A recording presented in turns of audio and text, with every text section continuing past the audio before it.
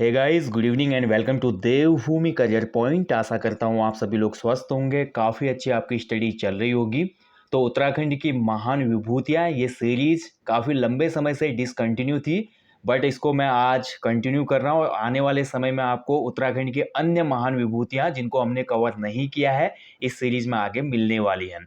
जो भी नए लोग हैं उनको बताना चाहूँगा, आज उत्तराखंड की महान विभूतियों का भाग 46 है और इसमें हम बात करने वाले हैं उत्तराखंड राज्य से आज़ाद हिंद फौज में एकमात्र गोरखा सिपाही के रूप में भाग लेने वाले जो व्यक्ति थे, मेजर दुर्गा मल्ल जी। बहुत ही इंपॉर्टेंट टॉपिक है UK triple SC group C exams और साथ ही उत्तराखंड लोक सेवा आयोग की वो परीक्षाएं जिनमें उत्तराखंड जीके पूछा जाता है, तो वहां पर ये टॉपिक आपके लिए बहुत ज़्यादा इंपॉर्टेंट होते हैं।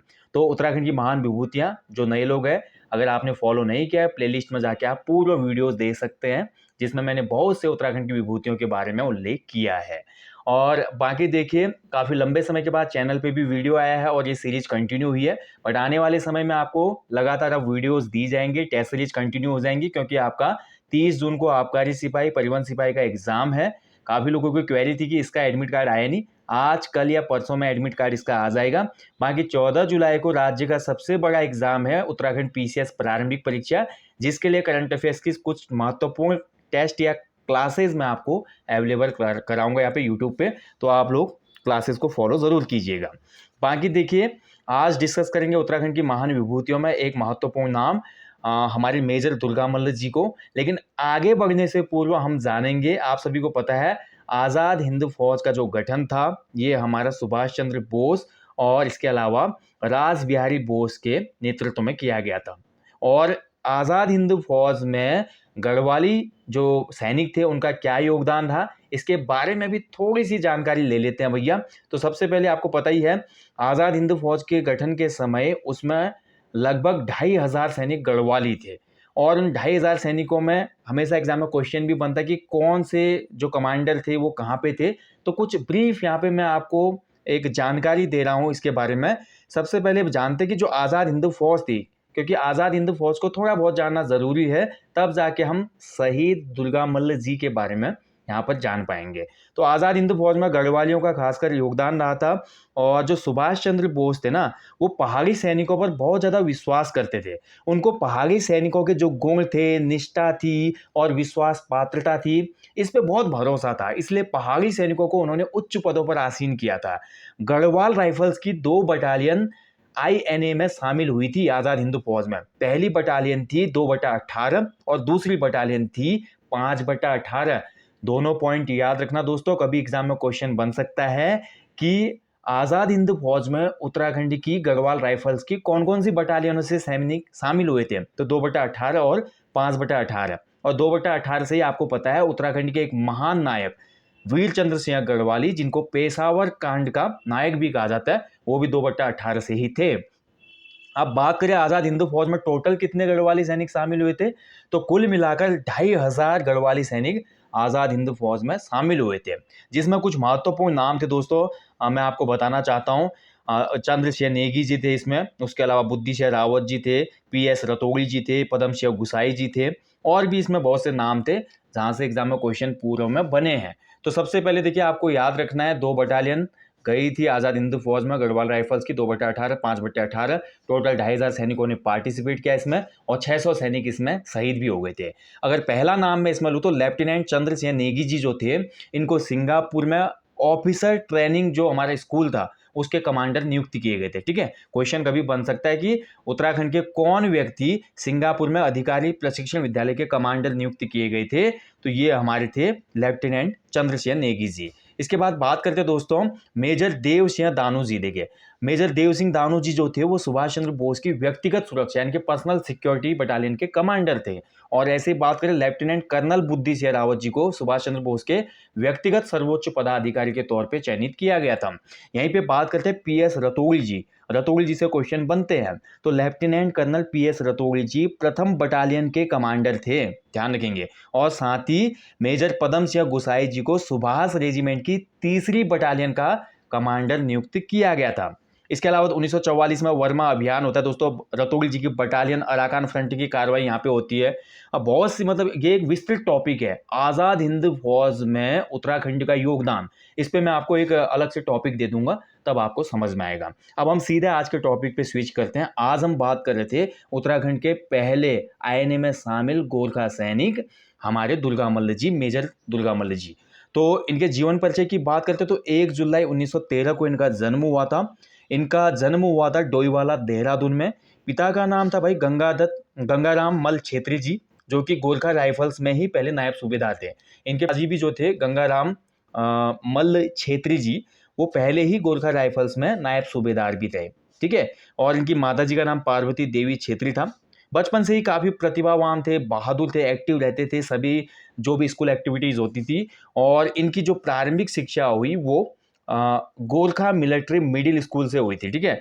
गोरखा मिलिट्री मिडिल स्कूल, जिसको गोरखा मिलिट्री इंटर कॉलेज के नाम से वर्तमान में जाना जाता है, वहाँ से इन्होंने शिक्षा ग्रहण की थी। और 18 साल की एज में 1931 में ये गढ़वाल राइफल्स के 2/1 बटालियन में शामिल हो गए। ठीक है। किस में शामिल हुए?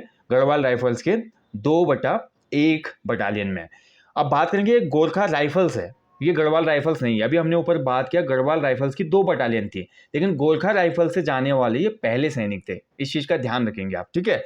और बाद में देखिए दोस्तों, जैसे ये भर्ती हो जाते हैं 18 साल में, और इनका जो सिलेक्शन होता है वो सिग्नल ट्रेनिंग में होता है। आर्मी में अलग अलग कोर होते हैं ना, जैसे सिग्नल कोर अलग होती है, एएमसी अलग होती है, मेडिकल कोर अलग होती है, टेक्निकल कोर अलग होती है दोस्तों, इन्फेंट्री अलग होती है। तो इनका जो सिलेक्शन हुआ वो सिग्नल कोर में हुआ था।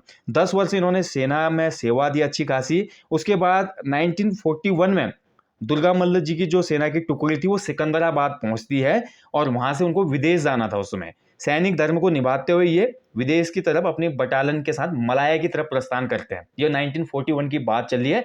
और 1941 ड्यूरिंग सेकेंड वर्ल्ड वॉर, इस चीज को भी ना भूलें, इस समय दुनिया में द्वितीय विश्व युद्ध चल रहा था। ठीक है। और द्वितीय विश्व युद्ध के दौरान ही आपको पता है सिंगापुर में क्या होता है दोस्तों, 1 सितंबर 1942 को आजाद हिंद फौज का गठन होता है। आप सभी को पता है दोस्तों, मित्र देशों पर जापान ने अटैक कर दिया था 1941 में। इसके परिणाम स्वरूप क्या हुआ कि जापान की मदद के लिए आजाद हिंद फौज का गठन होता है, जिसमें शामिल थे उस समय जो हमारे मेजर दुर्गा मल्ल जी हैं, वो भी इस बटालियन में उसमें शामिल हो जाते हैं। यानी कि यहीं से वो इस बटालियन को स्विच कर देते हैं। ठीक है। और इसके बाद देखिए जो हमारे मल्ल जी थे उनको इंडियन नेशनल आर्मी जो है हमारी आज़ाद हिंद फौज में इनको मेजर का पद दिया जाता है, और काफ़ी ज़्यादा गुप्तचर वाला काम ये करते हैं।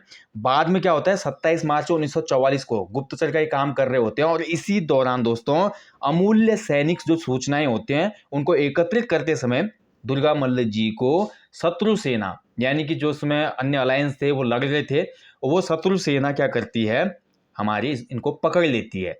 और उसके बाद इनको 15 अगस्त 1944 को लाल किला की सेंट्रल जेल में लाया जाता है। ठीक है। देखिए 27 मार्च को इनको पकड़ा जाता है 1944 को, और इसी वर्ष के 15 अगस्त को लाल किले के सेंट्रल जेल में लाया जाता है। और सैनिक गतिविधियों में लिप्त होने की वजह से और दुश्मन सेना का साथ देने की वजह से इन पे अभियोग चलता है, और फाइनली 25 अगस्त 1944 को इनको फांसी की सजा सुना दी जाती है। यानी कि ये शहीद हो जाते हैं। इनको जो ब्रिटिशर्स थे वो फांसी की सज़ा सुना देते हैं। बट फांसी की सज़ा मिलने से पूर्व उनका एक स्टेटमेंट है जो काफ़ी ज़्यादा उस समय जो स्वाधीनता आंदोलन भी चल रहा था उस बीच काफ़ी वायरल हुआ था।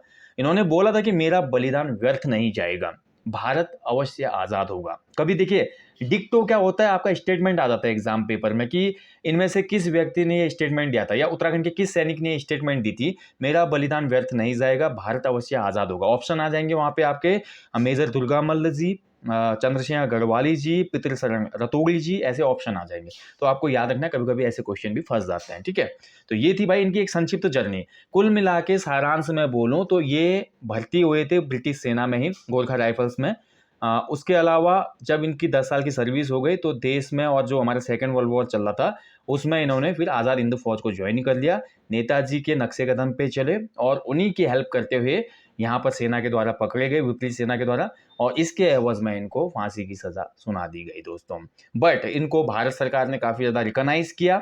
इनकी देशभक्ति और अदम्य साहस के लिए संसद भवन परिषद नई दिल्ली में 2004 में इनकी एक मूर्ति का अनावरण किया गया। यानी कि जो हमारा देशभक्ति के लिए संसद भवन परिसर है ना नई दिल्ली का, वहां पर इनकी प्रतिमा का अनावरण किया गया था तत्कालीन प्रधानमंत्री मनमोहन सिंह जी के द्वारा। उसके अलावा दोस्तों लास्ट ईयर 23 जनवरी 2023 को राष्ट्रभक्ति को सम्मान देने के लिए भारत सरकार ने इन पर एक डाक टिकट भी जारी किया। ठीक है, ये भी इंपॉर्टेंट एक फैक्ट है, याद रखना है आपने, क्वेश्चन आ सकता है कि उत्तराखंड के सैनिक या उत्तराखंड के पहले गोरखा सैनिक जो आज़ाद हिंद फौज में गए थे, मेजर दुर्गा मल्ल जी, इन पर डाक टिकट किस वर्ष जारी हुआ, ऑप्शन आ जाएंगे तो आपको पता होना चाहिए 23 जनवरी 2023 को। ठीक है, तो देखिए आज का जो टॉपिक था, कुछ ऐसे बहुत बड़े नाम है उत्तराखंड के स्वाधीनता आंदोलन में जिनको हर चैनल पे, हर मैगजीन में, हर न्यूज चैनल में, हर एडिटोरियल में, हर बोल सकते हैं कि ब्लॉग्स में आप देखते हैं। बट कुछ ऐसे गुमनाम लोग हैं जिन्होंने उत्तराखंड में या भारत की स्वाधीनता के दौरान अपना बलिदान दिया,